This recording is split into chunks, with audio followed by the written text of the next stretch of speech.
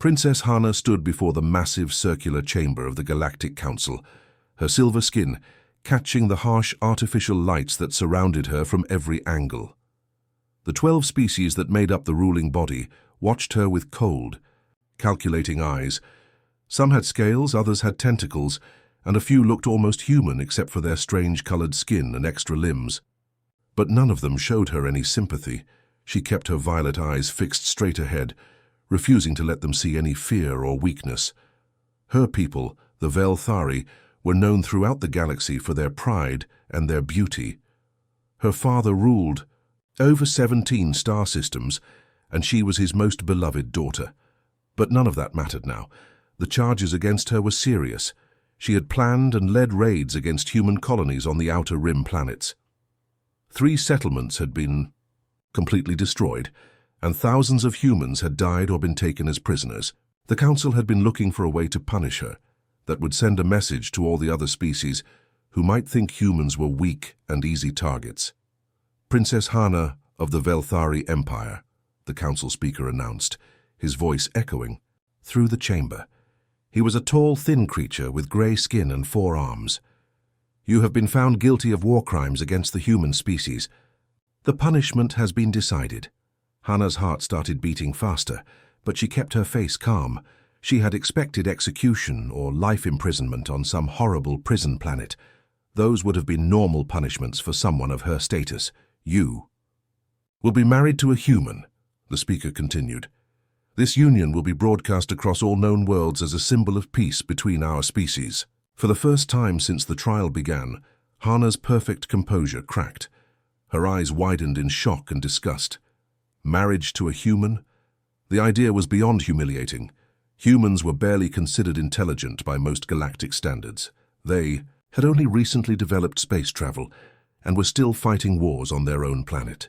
To force a princess of her bloodline to marry one of these primitive creatures was the ultimate insult. The chamber doors opened, and 2 council guards brought in a human male.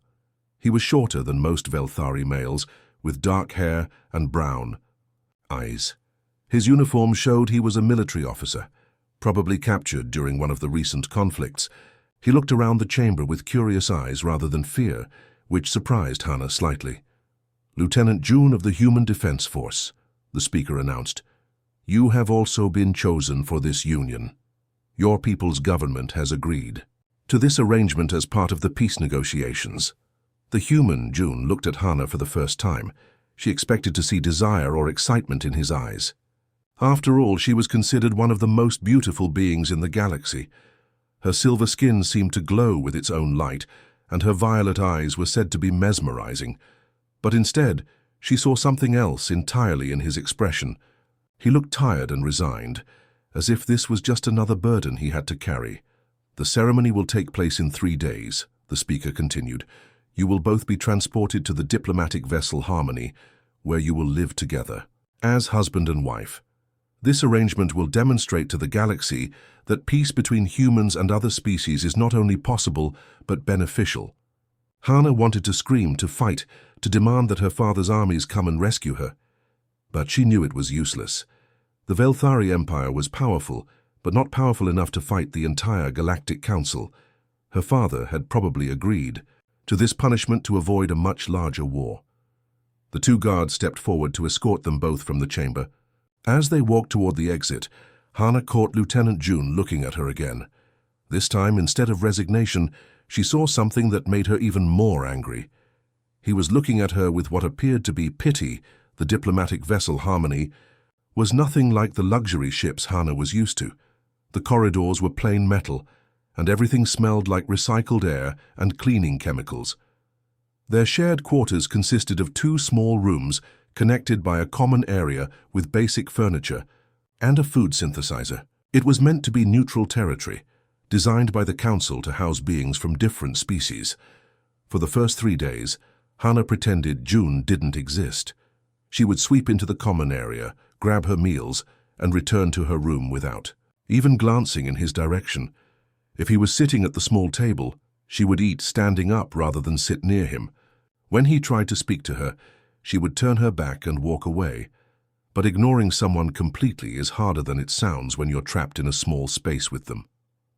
Hannah found herself watching him from the corner of her eye, trying to understand what kind of creature she had been forced to live with. What she saw confused her. She had expected a typical human soldier, rough, loud, probably spending his time exercising or cleaning weapons. Instead, Jun spent most of his time sitting quietly at the table, reading from a small electronic device. He moved carefully and deliberately, never making unnecessary noise. When he ate, he did so neatly and without the crude table manners she expected from his species. On the fourth day, curiosity finally got the better of her. She had been pacing in her room, bored and frustrated, when she heard him moving around in the common area. She crept to her door and peered out through the small window. Jun was sitting at the table as usual, but this time he had several devices spread out in front of him. Technical manuals, she realized with surprise. He was studying engineering diagrams and making notes on a separate pad. His face was completely focused, and he occasionally muttered calculations under his breath. The sight irritated her more than his mere presence had. Here was this supposedly primitive being, acting like he understood complex technology. It was almost insulting. She stepped out of her room and walked over to where he was sitting. "What are you doing?" she asked coldly. Jun looked up, seeming genuinely surprised that she had spoken to him. "Studying," he said simply. "The ship's propulsion systems are different from what I'm used to. I'm trying to understand how they work." Hannah looked down at the technical manuals. The diagrams were indeed complex, involving quantum field manipulation and subspace distortion principles that many species took centuries to master. "How you can read these?" she asked, not bothering to hide her skepticism. "Most of it," Jun replied. "Some of the mathematical concepts are new to me, but the basic principles are similar to what we use in human ships." "How convenient," Hannah said, with a mocking smile. "And I suppose you also read your primitive human literature for entertainment." She expected him to be offended or embarrassed. Instead, Jun set down his stylus and looked at her with interest. "Actually, I do. Do you know anything about human philosophy?" The question caught her off guard. "Philosophy? You mean you have actual philosophers, not just warriors and farmers?" Jun's mouth curved into what might have been a small smile. "We have both, but yes, we've been thinking about the nature of existence and ethics for thousands of years. There's this human named Sun Tzu, who wrote about strategy and warfare, but also about wisdom and leadership. He said that the greatest victory is winning without fighting." Despite herself, Hannah found this intriguing. The Velthari prized strategic thinking above almost everything else. What else did this Sun Tzu say? He believed that understanding your enemy was more important than having superior weapons, Jun continued. He wrote that if you know yourself and know your enemy, you need not fear the result of 100 battles. Hannah stared at him. This was not the kind of conversation she had expected to have with a human. The concepts he was discussing were sophisticated, even by Velthari standards. "And you've studied this?" "Among other things," Jun said. "We also have philosophers who talked about duty, honor, and what it means to live a good life. Marcus Aurelius wrote about accepting what you cannot control while focusing on what you can influence." The way he said it made Hannah wonder if he was talking about their current situation. Here they both were, trapped in circumstances neither had chosen, trying to make the best of it. She found herself sitting down across from him without consciously deciding to do so. For the first time since boarding the ship, she was genuinely curious about something. Living in the same small space was becoming unbearable for both of them. The Harmony had been designed for short diplomatic missions, not as a long-term prison for two beings who couldn't stand each other. Every morning they had to navigate around each other in the tiny common area. Every meal was an awkward dance of trying to use the food synthesizer without getting too close. Hannah had claimed the larger bedroom, naturally assuming it was her right as royalty. Jun had taken the smaller one without complaint, which somehow made her even more irritated. She wanted him to fight her for it, to show some of the aggressive behavior she expected from humans. Instead, he just quietly arranged his few belongings and acted like sleeping in a room barely larger than a closet was perfectly normal. The worst part was the food. The ship's synthesizer was programmed with standard galactic rations designed to provide basic nutrition for most species. But Hana's people had very specific dietary requirements. The Velthari needed certain minerals that were rare on most planets, and their digestive systems couldn't process many of the proteins that other species ate regularly. After a week aboard the ship, Hana was starting to feel sick. The synthesized meals left her weak and nauseous. Her normally glowing silver skin began to look dull, and she found herself getting tired after just a few hours of being awake.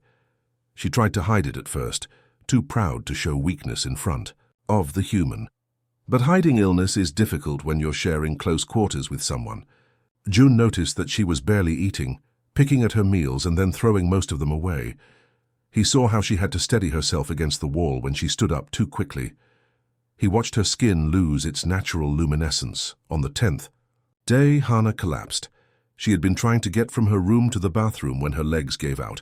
One moment she was walking normally, the next she was on the floor, her vision spinning and her stomach cramping painfully. She tried to get up, but her body wouldn't respond properly. June found her there a few minutes later. Without saying a word, he helped her to the couch and brought her a cup of water. His touch was gentle but impersonal, like he was handling something fragile but not particularly precious. "How long have you been feeling sick?" he asked. Hana wanted to tell him it was none of his business, but she was too weak to maintain her usual hostility. "A few days," she admitted. June nodded and walked over to the food synthesizer. He opened the maintenance panel and started examining the programming interface. "This thing is designed for basic nutritional needs," he said, more to himself than to her. "But different species need different mineral compositions." Hana watched him work, expecting him to give up after a few minutes. The food synthesizers used by the Galactic Council were notoriously difficult to modify. Even trained technicians often struggled with them, but June seemed to understand the system better than she had expected. He spent the next 3 hours taking apart the synthesizers, programming. He cross-referenced nutritional databases, ran diagnostic tests, and slowly rewrote sections of code. Hana dozed on the couch, waking occasionally to see him still working, his face focused and determined. When she woke up properly, the smell of real food filled the air. Not the bland, chemical taste of standard rations, but something that actually smelled appetizing. June was standing by the synthesizer, holding a plate of food that looked almost like the meals she remembered from home. "Try this," he said, setting the plate on the table in front of her. Hana took a small bite, expecting disappointment. Instead, her body immediately responded with relief. The food contained the minerals her system had been craving, balanced in a way that her digestive system could actually process. For the first time in days, she felt hungry instead of nauseous. "How did you do this?" she asked. June shrugged. "I looked up Velthari nutritional requirements in the ship's database and modified the synthesizer's output parameters. It wasn't that complicated once I understood what your body needed." What puzzled Hana wasn't the technical achievement, impressive as it was. It was the fact that he had done it without being asked, without expecting thanks, and without making a big deal about it afterward. He had seen a problem, figured out how to solve it, and then simply solved it. This wasn't the behavior she expected from a primitive species. This was practical kindness, offered freely to someone who had been nothing but hostile to him. The attack came without warning on their 15th day aboard the Harmony. Hana was reading in the common area when the ship's emergency alarm started blaring. The light switched to red, and the automated voice began announcing a hull breach in the cargo bay. June was out of his room instantly, moving with a speed and purpose that surprised her. He went straight to the communication panel and tried to contact the ship's crew, but got only static in response. The main corridor lights flickered and went out, leaving them in the dim glow of emergency lighting. "What's happening?" Hana asked, though part of her already knew. Before June could answer, they heard the distinctive whine of plasma cutters working through metal. Someone was cutting their way into the ship, and they were doing it fast and efficiently. The sound was coming from multiple directions, which meant this wasn't a random pirate attack. This was coordinated. "Your people?" June asked, checking the door controls. Hana nodded reluctantly. Probably my cousin Kyle and his followers. They think the HFY Council's punishment is an insult to our family honor. She paused, listening to the sounds of forced entry getting closer. They're here to rescue me. And kill me in the process, June said matter-of-factly. Most likely, Hana admitted. What happened next surprised her. Instead of panicking or trying to surrender, June started moving around the room with quick, calculated movements. He grabbed a maintenance tool from under the synthesizer, checked the ventilation grates and examined the door frame like he was planning something. The ship's crew is probably dead or captured, he said, his voice calm despite the circumstances. These quarters are designed to be secure, but not against military-grade plasma cutters. We have maybe 10 minutes before they cut through. So what do you suggest? Hana asked. June looked at her seriously. I suggest we work together if we want to survive this. The idea should have been ridiculous. What could one human do against her team of Velthari warriors? But something in his manner made her take him seriously. He wasn't acting like someone who had given up. He was acting like someone who was already planning their next move. What do you need to know? She asked. Ship layout, their likely entry points, and what kind of weapons they're carrying, June said, pulling up a schematic of the Harmony on the wall display. Hana studied the layout, her tactical training kicking in despite the strange circumstances. They'll come from here and here, she said, pointing to 2 locations. Standard Velthari assault pattern. They'll expect us to be cornered in these quarters, waiting for rescue. But we won't be, June said, understanding immediately. What about weapons? Plasma rifles, probably some stun grenades. It's nothing too destructive since they want me alive. Hana looked at him curiously. What are you thinking? Instead of answering directly, June started pulling panels off the walls, exposing the ship's internal systems. His hands moved quickly and confidently, like he had done this kind of improvised engineering many times before. Your people are better fighters than humans, he said while working. Stronger, faster, better weapons. But they're used to fighting enemies who react predictably. He pulled out a handful of power conduits and started connecting them in a configuration that made no sense to Hana. The thing about humans is that we're really good at making things work when they're not supposed to work. The cutting sounds were getting louder. They could hear voices now, speaking in the Velthari language. Hana recognized her cousin's voice, giving orders to his team. They're almost through the outer door, she warned. Perfect timing, June said. He had somehow rigged the power conduits to the room's lighting system and connected everything to the door controls. When they breach that door, the feedback will overload the lighting grid for this entire section of the ship.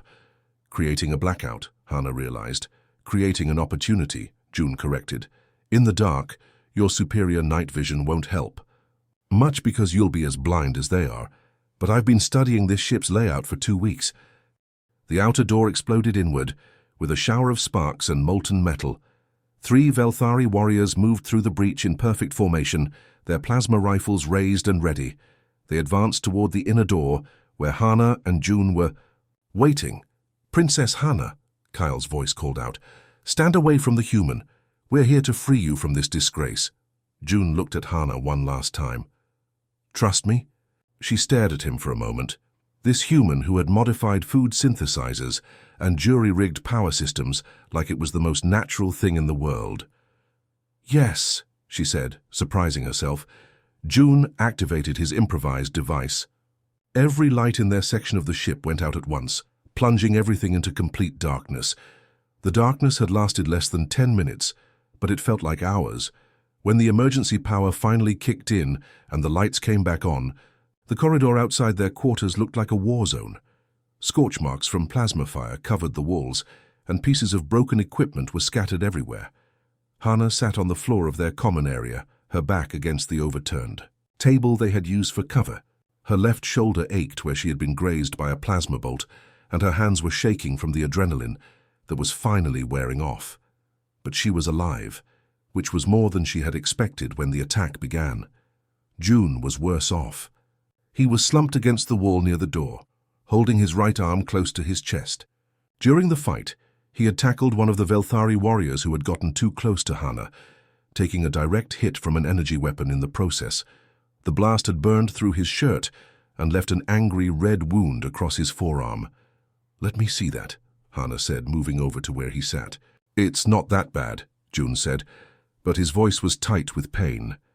Hannah ignored his protest and gently pulled his arm away from his chest. The wound was deeper than she had thought, and it was still bleeding. She had seen similar injuries during her military training, and she knew it needed immediate attention. She went to their small medical kit and started pulling out supplies. Her hands moved automatically, falling back on the basic field medicine all Velthari nobles were taught. Clean the wound, apply the healing gel, wrap it properly to prevent infection. As she worked, she kept thinking about what had happened during the attack. When the lights went out, everything had changed. June had moved through the darkness like he could see perfectly, using his knowledge of the ship's layout to outmaneuver warriors who should have been far superior to him in combat. But it wasn't just his tactical skills that had impressed her. It was the moment when Kale had cornered her near the damaged door, his plasma rifle aimed at her chest, shouting about family honor and the shame she had brought to their bloodline. June could have stayed hidden in the shadows. He could have let the Velthari take her, and probably would have been left alone. Instead, he had thrown himself between them, taking a weapon blast that had been meant for her. "Why did you do it?" she asked as she carefully wrapped the bandage around his arm. "Do what?" June asked, though she could tell he knew what she meant. "You saved my life back there. When Kyle had his weapon pointed at me, you could have just stayed out of the way. My people would have taken me and left you alone. You would have been free." June was quiet for a long moment, watching her finish the bandage. When he finally spoke, his voice was calm and matter-of-fact. "Because it was the right thing to do."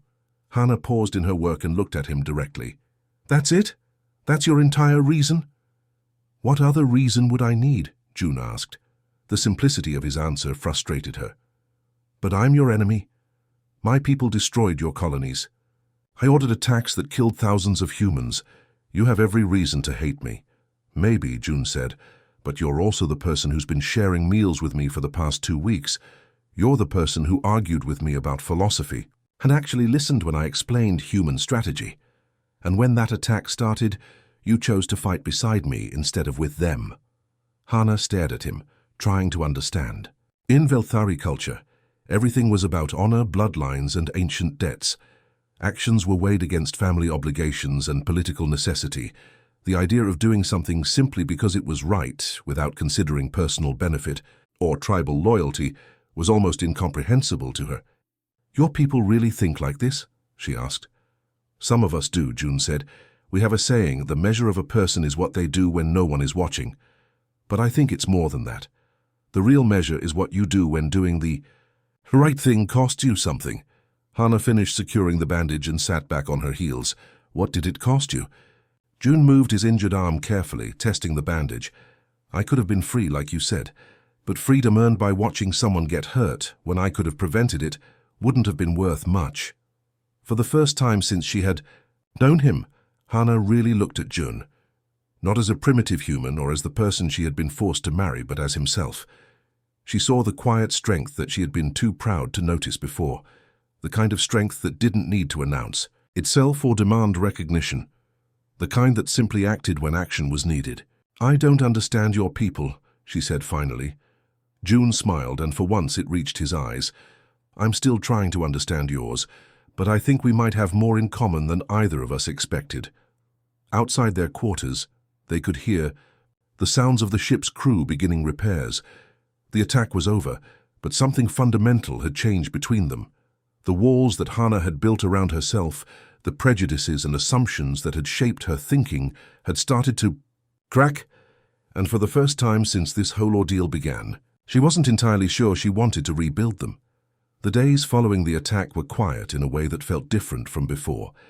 The ship's crew was busy making repairs, and Hannah and June found themselves with nothing to do but heal and wait.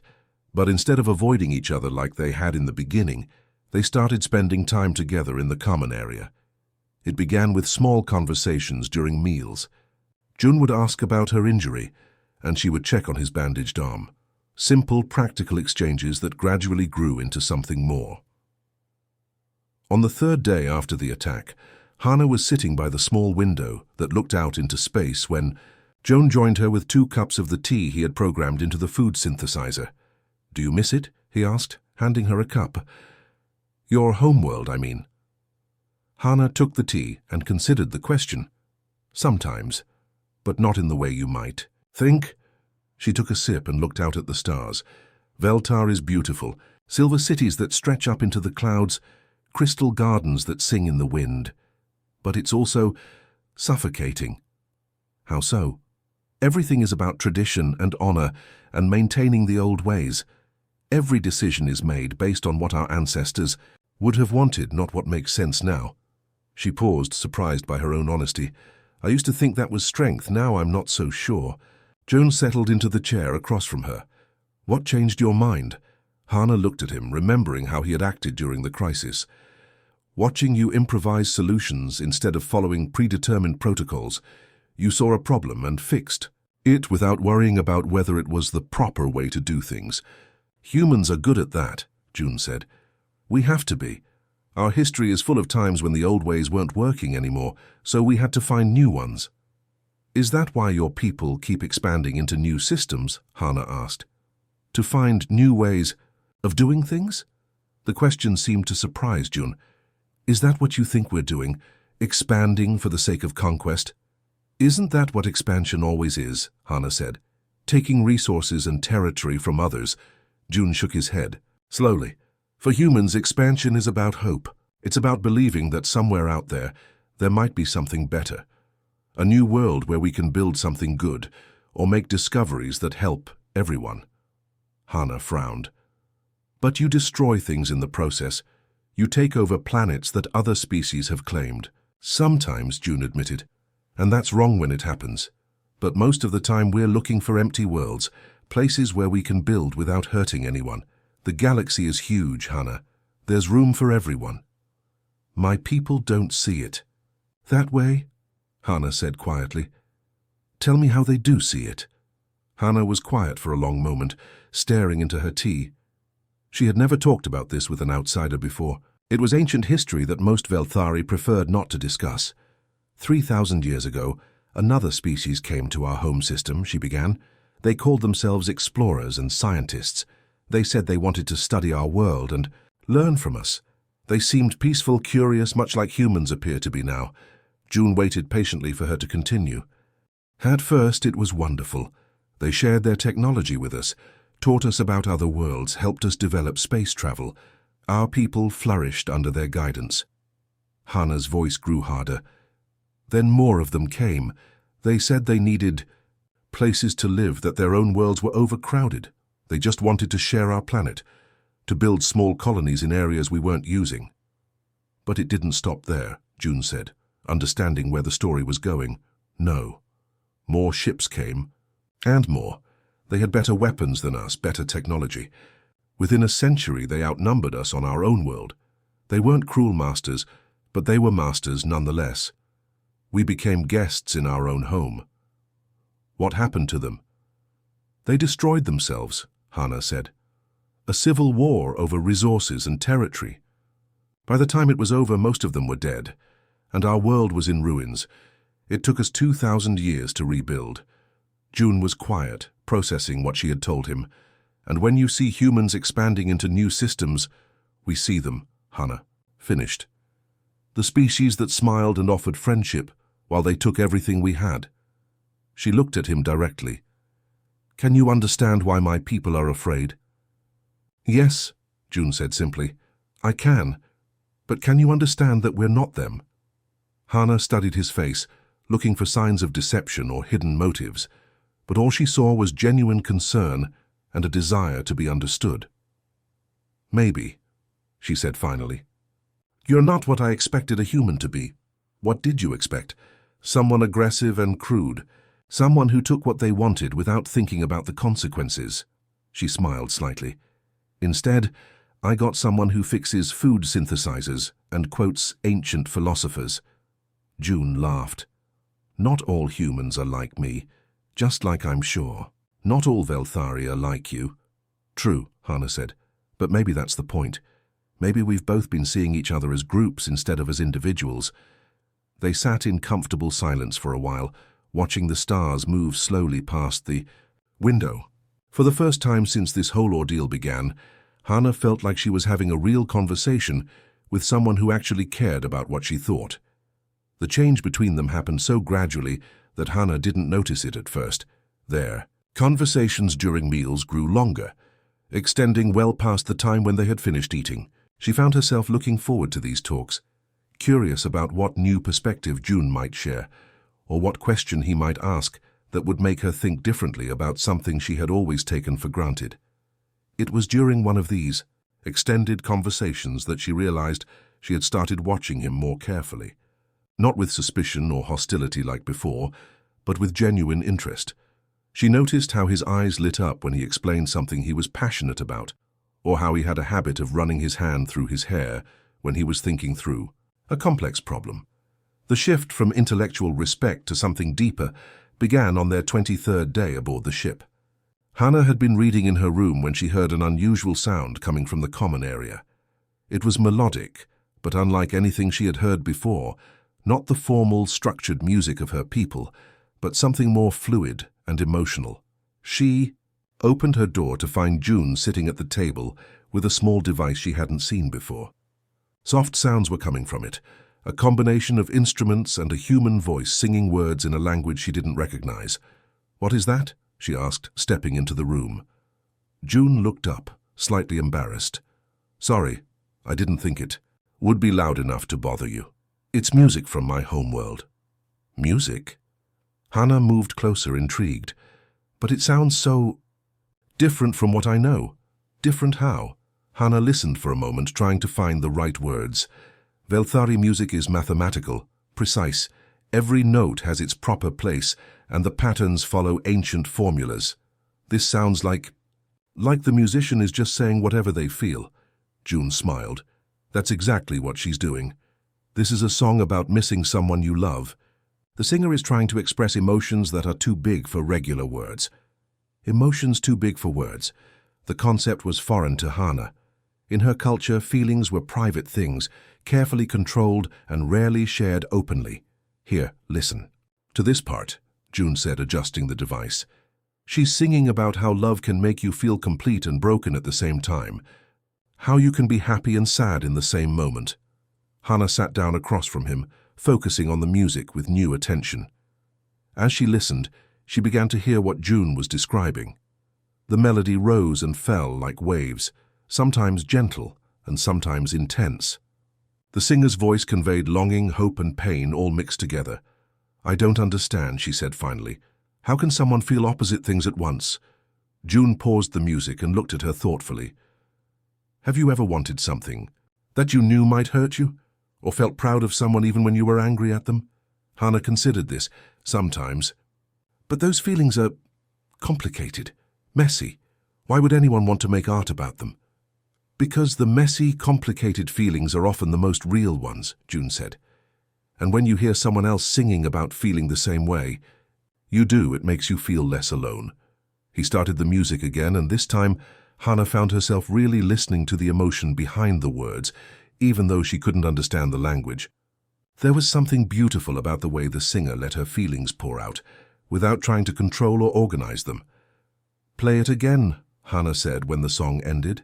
They listened to it 3 more times, with June explaining different parts of the lyrics and the cultural context behind the song. Hannah found herself moved by the raw honesty of it, so different from the careful, formal art of her own people. "Do all humans express themselves this way?" she asked. "In different ways. Yes, through music, stories, paintings, dance. We believe that sharing our inner experiences makes us more connected to each other." Hannah looked at June with new eyes. "Is that what you've been doing with me? Sharing your inner experiences?" "I suppose I have," he said. "Is that what you've been doing too?" The question caught her off guard because she realized the answer was yes. Over the past weeks, she had told him things about herself, her fears, and her world that she had never shared with anyone. And more surprisingly, it had felt good to be understood. "I think so," she admitted. They sat looking at each other across the small table, and Hannah felt something shift in the air between them. The careful distance they had maintained, the polite boundaries they had respected, suddenly felt artificial and unnecessary. Hannah, June said softly. Yes? I know this situation isn't what either of us wanted, but I want you to know that getting to know you, the real you, has been the best part of all this. The words were simple, but they carried a weight of genuine feeling that reminded her of the human music they had just been listening to. Honest emotion, offered without pretense or expectation.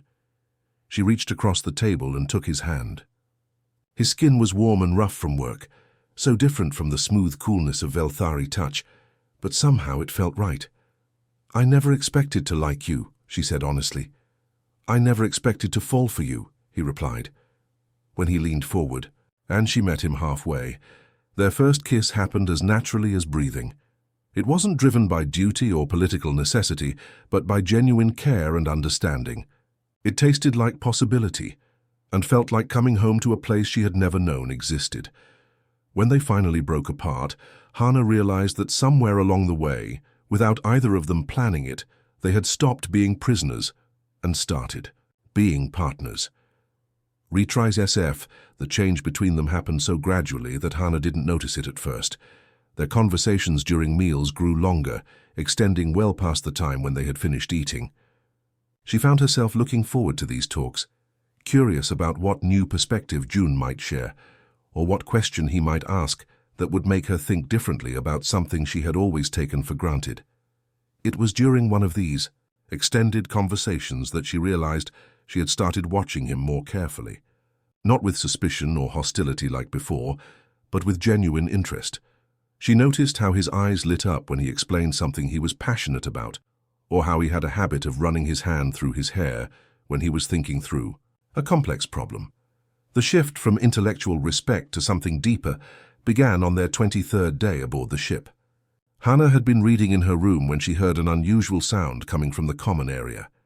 It was melodic, but unlike anything she had heard before, not the formal, structured music of her people, but something more fluid and emotional. She opened her door to find June sitting at the table with a small device she hadn't seen before. Soft sounds were coming from it, a combination of instruments and a human voice singing words in a language she didn't recognize. "What is that?" she asked, stepping into the room. June looked up, slightly embarrassed. "Sorry, I didn't think it would be loud enough to bother you. It's music from my homeworld." Music. Hannah moved closer, intrigued. "But it sounds so different from what I know." "Different how?" Hannah listened, for a moment, trying to find the right words. Velthari music is mathematical, precise.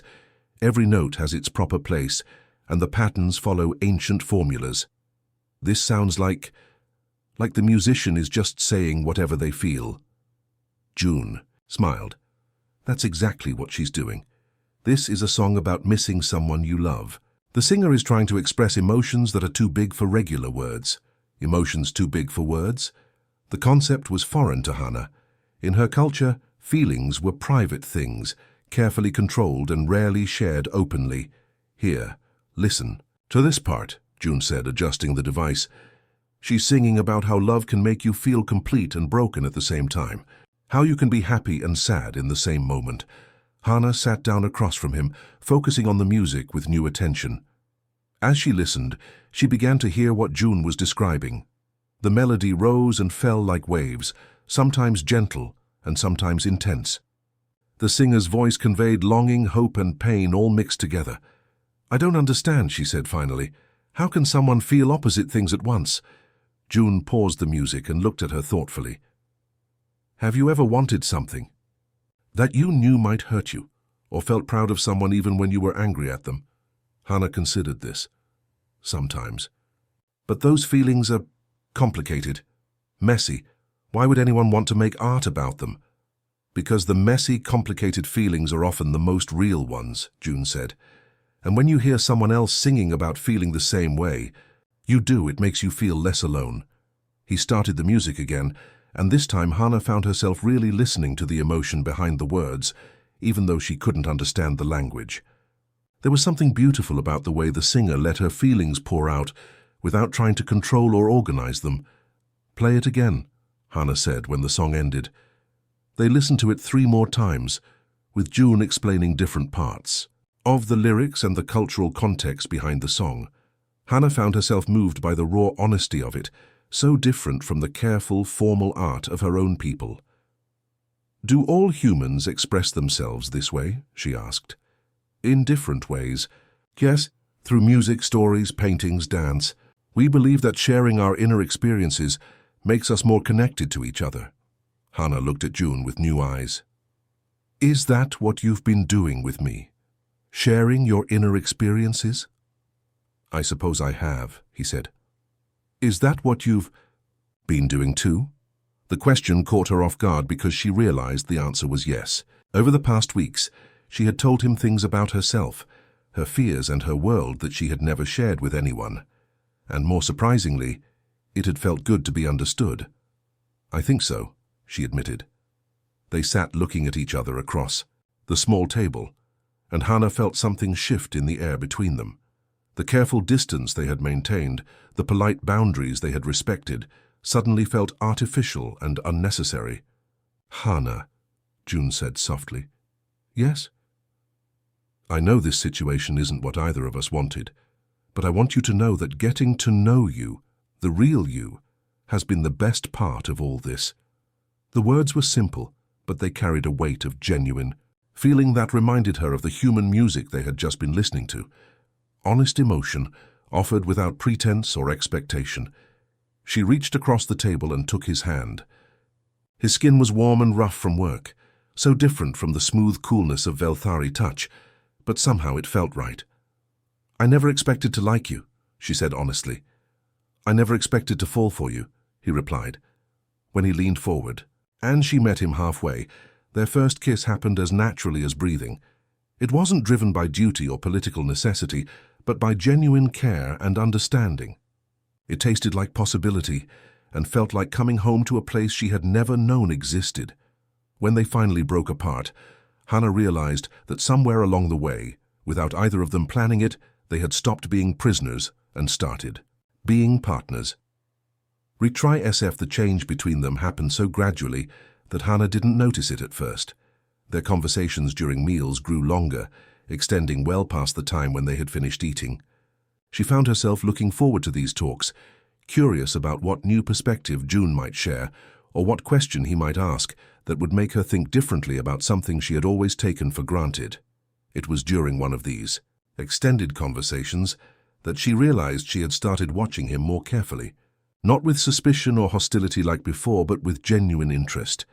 She noticed how his eyes lit up when he explained something he was passionate about, or how he had a habit of running his hand through his hair when he was thinking through a complex problem. The shift from intellectual respect to something deeper began on their 23rd day aboard the ship. Hannah had been reading in her room when she heard an unusual sound coming from the common area. It was melodic, but unlike anything she had heard before, not the formal, structured music of her people, but something more fluid and emotional. She opened her door to find June sitting at the table with a small device she hadn't seen before. Soft sounds were coming from it, a combination of instruments and a human voice singing words in a language she didn't recognize. "What is that?" she asked, stepping into the room. June looked up, slightly embarrassed. "Sorry, I didn't think it would be loud enough to bother you. It's music from my home world." "Music?" Hannah moved closer, intrigued. "But it sounds so different from what I know." "Different how?" Hannah listened for a moment, trying to find the right words. "Velthari music is mathematical, precise. Every note has its proper place, and the patterns follow ancient formulas. This sounds like the musician is just saying whatever they feel." June smiled. "That's exactly what she's doing. This is a song about missing someone you love. The singer is trying to express emotions that are too big for regular words." Emotions too big for words? The concept was foreign to Hannah. In her culture, feelings were private things, carefully controlled and rarely shared openly.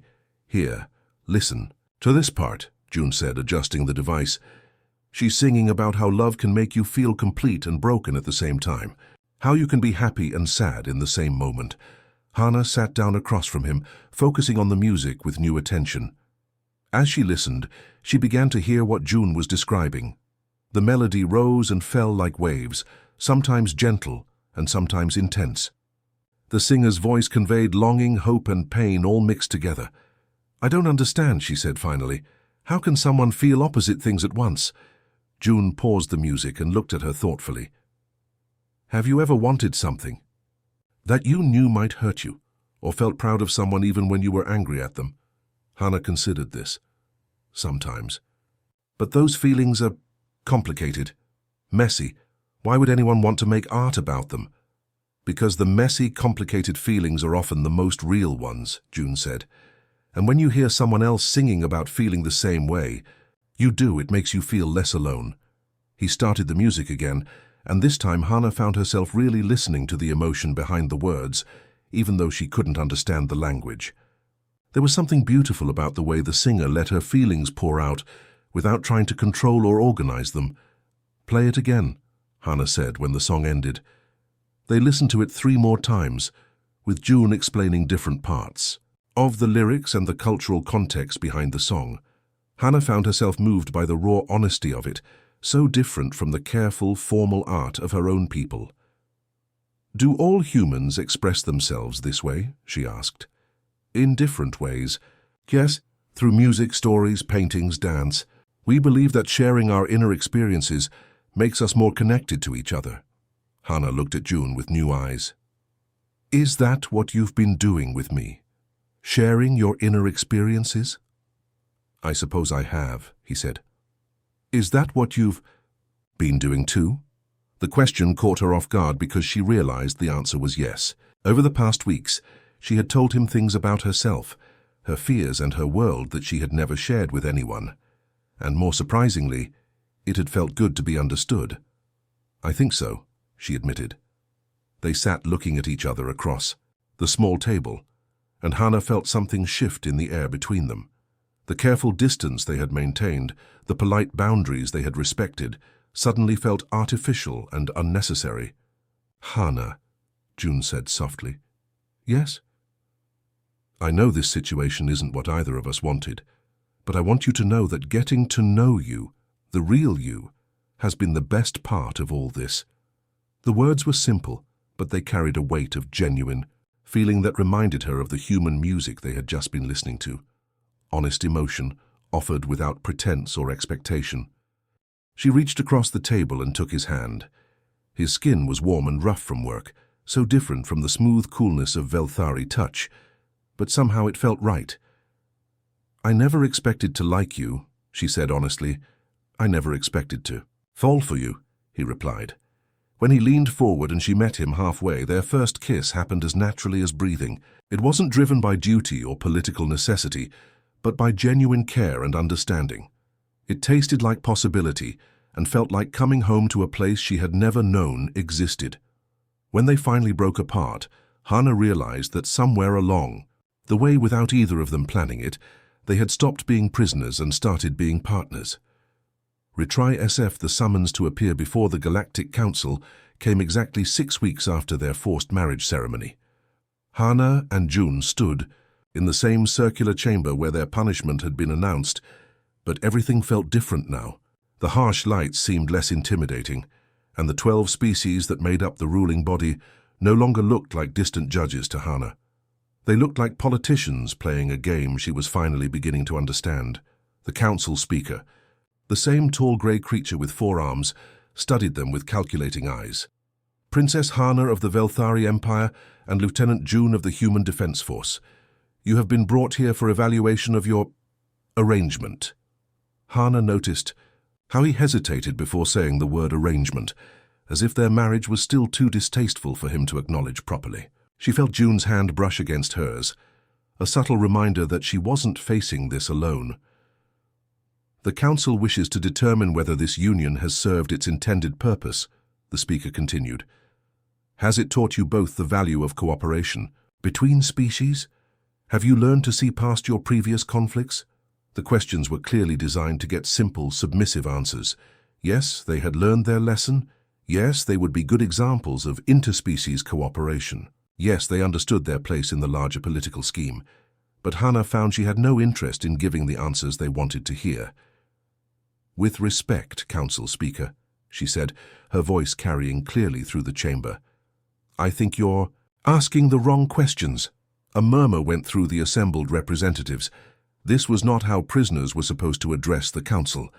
Princess Hana, the speaker said warningly, you would do well to remember your position. I remember it perfectly, Hana replied. But I also remember what I've learned over the past 6 weeks, and it's not what you expected me to learn. She stepped forward, ignoring the energy barriers that separated the judgment platform from the council seats. You wanted to humiliate me by forcing me to marry a human. You assumed that living with someone from a species you consider primitive would teach me humility. And did it not? Asked the representative from the Zoran collective, a species known for their rigid social hierarchies. Hana smiled. It taught me that you're all fools. The chamber erupted in angry voices from several representatives, but Hana continued speaking over them. You look at humans and see crude expansion, mindless aggression, and lack of sophistication, but you're wrong about everything. She turned to gesture toward June. This human has shown me strength that none of your species possess. Not physical strength or military power, but something far more valuable. The ability to build bridges where others see only walls. And what exactly do you mean by that? The speaker demanded. I mean that when I was sick and weak, he fixed the Site problem without being asked. When attackers came for me, he chose to protect someone who had been his enemy. When I shared my people's deepest fears, he listened without judgment and helped me understand his people's true motivations. Hana's voice grew stronger with each word. Humans don't just adapt to situations, they transform them. June stepped forward to stand beside her. Council Speaker, may I address the assembly? You may speak, the speaker said, though his tone suggested he wasn't particularly interested in what a human had to say. I've spent 6 weeks learning about Velthari culture, June began, and I've discovered that everything we thought we knew about them was wrong too. He looked directly at each council member as he spoke. You see the Velthari as arrogant warmongers who attack human colonies out of cruelty or greed. But their actions come from a trauma so deep it has shaped their entire civilization for thousands of years. What trauma could possibly justify their aggression? Asked the representative from the Altarian Republic. The trauma of being nearly destroyed by a species that looked exactly like us, June said simply. Explorers who came in peace, offered friendship, shared technology, and then slowly took everything they had. He paused to let that sink in. The Velthari aren't attacking us because they're evil. They're attacking us because they're terrified. We're going to do to other species what was done to them. Even if that were true, the speaker said dismissively, it does not excuse their actions.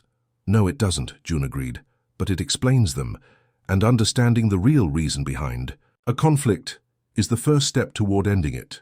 Hana picked up his line of thought. Velthari loyalty and protective instincts are incredibly strong. When we believe something threatens our people, we'll fight to the death to stop it. But when we trust someone, that same loyalty becomes an unbreakable bond. What are you suggesting? Asked the representative from the Centaurian Federation. I'm suggesting that humans and Velthari working together could accomplish things that neither species could manage alone, Hana said. Human adaptability and innovation combined with Velthari dedication and strategic thinking. Instead of enemies destroying each other, you could have allies building something better, June added. The council members exchanged glances, and Hana could see them calculating the political implications of what she and June were proposing. And you believe your marriage is proof of this possibility? The speaker asked. Hana reached for June's hand, no longer caring who saw the gesture. Our marriage started as a punishment designed to break us both. Instead, it became something neither of us expected. It became a partnership, June said, not because we were forced to tolerate each other, but because we chose to understand each other. The question isn't whether our union taught us cooperation, Hana said, looking directly at the speaker. The question is whether you're wise. Enough to learn from what we discovered. The chamber fell silent. For the first time since the evaluation began, the council members looked genuinely surprised. This was not the submissive report they had expected from 2 prisoners who had served their sentence. This was a challenge to everything they thought they knew about both species. The silence in the council chamber stretched for what felt like an eternity. Hana could see the representatives whispering among themselves, their expressions ranging from skeptical to intrigued. Finally, the speaker raised one of his 4 hands for attention. "You speak of partnership and cooperation," he said slowly. "But words are easy. Actions are what matter. What do you propose as proof of this compatibility you claim exists?" Hana and June exchanged a look. They had talked about this possibility during their long conversations aboard the ship, but neither had been sure the Council would give them the chance to present it. "We want to establish a joint colony," June said clearly. "A settlement where humans and Velthari live and work together as equals." The representative from the Zoran collective laughed harshly. "Impossible. The cultural differences alone would make such a venture fail within months." "Would they?" Hana asked. "Or have you simply never seen it tried properly?" She moved to the center of the platform, her voice carrying the confidence she had learned from watching June solve impossible problems. "Give us a newly discovered world, something uninhabited, with the potential for development. Let us bring volunteer families from both species and show you what cooperation actually looks like." "And if this experiment fails," the speaker asked, "if your colonists end up fighting or the settlement collapses, then you'll have proof that we were wrong," June said. "But if it succeeds, you'll have a model for ending the conflict between our peoples permanently." The Altarian representative leaned forward. "What makes you think either of your governments would agree to such a plan?" Hana smiled. "Because my father is tired of losing ships and soldiers in a war that serves no real purpose, and because the human government is always looking for new worlds to develop." She paused. "But mostly because both sides are starting to realize that this conflict is expensive and pointless. The Velthari Empire has been fighting humans for decades," the Centaurian representative pointed out. "Your people won't simply forget their fear and anger." "No, they won't," Hana agreed. "But they might be willing to try something different if they see it working. Fear is powerful, but hope can be stronger." June stepped forward. "The key is starting small and proving that cooperation is possible. One successful settlement could change how both species see each other. And you would lead this colony yourselves?" the speaker asked. "We would help establish it," Hana said, "but the goal isn't to rule over anyone. It's to show that humans and Velthari can build something together that's better than what either could create alone." The council members spent several minutes in heated discussion, their voices too low for Hana and June to hear clearly. Finally, the speaker called for order. "The council will consider your proposal," he announced. "If both the Velthari Empire and the Human Defense Force agree to this experiment, we will provide a suitable world and basic infrastructure support." 6 months later, Hana stood on a hill overlooking the settlement they had named Haven. The Ituwa valley below bustled with activity as humans and Velthari worked together on construction projects, agricultural development, and research facilities. Children from both species played together in the central plaza, their laughter mixing with the sounds of cooperation. "The weekly productivity reports are impressive," June said, joining her on the hilltop. He carried a tablet showing data from their various joint projects. "The fusion of human innovation with Velthari precision is exceeding all projections." Hana smiled, watching a mixed team of engineers working on a new water purification system. "My cousin Kyle arrived yesterday with his family, the same cousin who tried to rescue me from you. How's he adjusting?" "He spent 3 hours arguing with one of your technicians about the best way to install solar collectors," Hana said. "Then they figured out a solution neither had thought of alone, and now they're planning to work together on the next project." June laughed. "Sounds about right. Dr. Kim told me that her joint research team with the Velthari scientists has made breakthrough discoveries in 3 different fields this month." They stood together in comfortable silence, watching their impossible dream become a thriving reality. The settlement now housed over 2,000 people from both species, and requests for immigration were arriving daily. "Do you ever think about what would have happened if we had stayed enemies?" Hana asked. "Sometimes," June admitted, "but then I remember that the best things in life usually happen when you least expect them."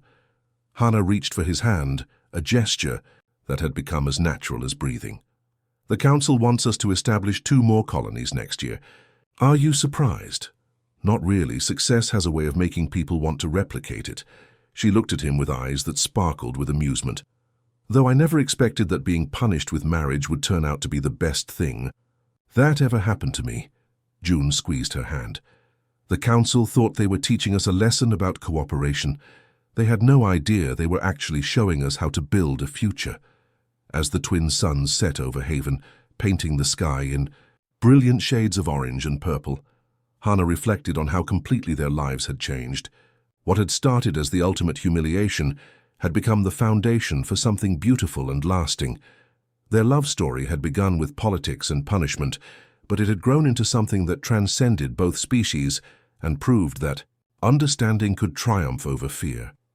In the valley below, humans and Velthari continued working side by side, building not just a settlement, but a future where cooperation replaced conflict. And at the heart of it all was a simple truth that June had taught her. Sometimes the right thing to do was also the most powerful thing you could do.